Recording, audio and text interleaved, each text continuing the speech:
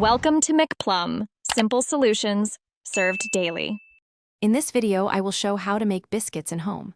First, let's gather our essential ingredients.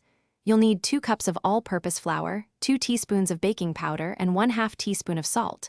For that perfect flaky texture, make sure you have 1/2 cup of very cold butter, cut into small pieces. Finally, prepare 3/4 cup of cold milk or buttermilk. Having everything ready makes the process smooth and enjoyable.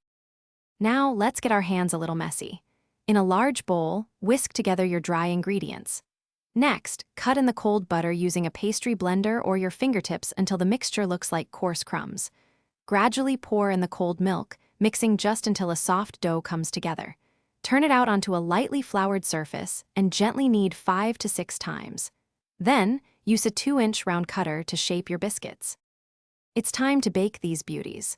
Arrange your cut biscuits on a baking sheet, allowing them to touch slightly. This helps them rise taller and stay soft.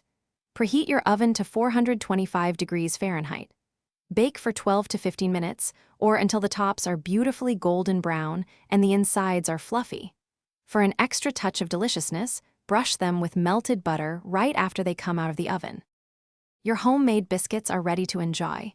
Serve them warm with your favorite toppings, whether it's sweet jam, creamy butter, or a rich savory gravy.